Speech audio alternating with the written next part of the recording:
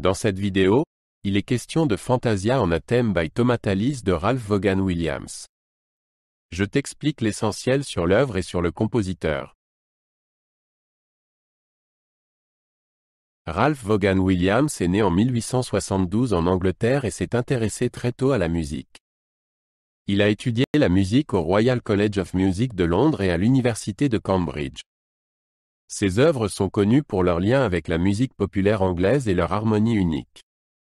Tout au long de sa vie, il a écrit de nombreuses pièces célèbres, dont des symphonies, des concertos et des œuvres chorales. Il est décédé en 1958 à l'âge de 85 ans. La Fantasia on a Theme by Tomatalis a été composée par Ralph Vaughan Williams en 1910. La pièce est basée sur un thème du compositeur anglais Tomatalis datant du XVIe siècle. Vaughan Williams a découvert le thème alors qu'il travaillait sur le recueil The English Hymnal. La première représentation eut lieu en 1910 dans la cathédrale de Gloucester. L'œuvre est rapidement devenue l'une de ses pièces les plus connues. La Fantasia on a Theme by Tomatalis a un caractère calme et spirituel.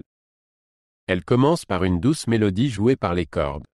Au fur et à mesure, les thèmes se développent et deviennent de plus en plus intenses.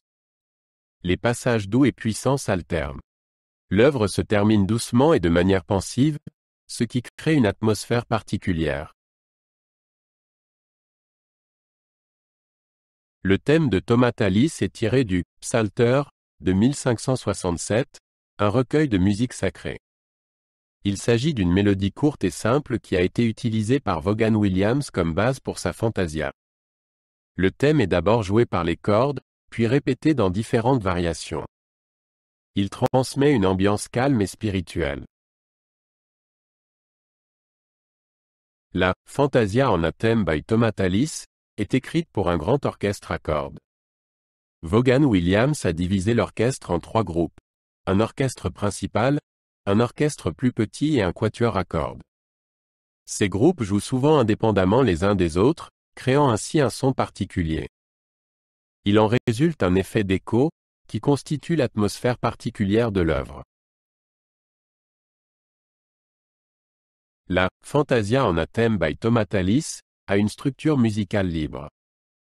L'œuvre commence par la présentation du thème et se développe ensuite en une série de variations. Les passages doux et dramatiques s'alternent. Les différents groupes de cordes jouent souvent indépendamment les uns des autres. L'œuvre se termine doucement et pensivement par une reprise du thème. La première de la Fantasia on a Theme by Tomatalis a eu lieu en 1910 dans la cathédrale de Gloucester. L'œuvre faisait partie du Srishwar Festival, un célèbre festival de musique en Angleterre. L'acoustique particulière de la cathédrale renforçait l'effet d'écho des différents groupes de cordes. Le public a réagi avec enthousiasme à l'œuvre. Depuis, elle fait partie intégrante du répertoire classique. Ralph Vaughan Williams s'est inspiré de la musique populaire anglaise dans nombre de ses œuvres. Il collectionnait et étudiait les anciens chants populaires et la musique d'église. Ses influences se retrouvent également dans la Fantasia on a Theme by Tomatalis. Les mélodies et les harmonies rappellent la musique du XVIe siècle. Vaughan Williams a ainsi créé un lien entre la musique ancienne et la musique moderne.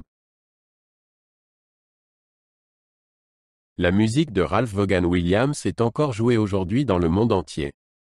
Sa Fantasia on a Theme by Tomatalis continue d'inspirer les musiciens et les auditeurs.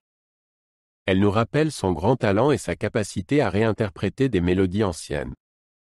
Vaughan Williams a laissé un héritage musical qui a inspiré des générations de musiciens. Ses œuvres restent une partie importante de l'histoire de la musique classique.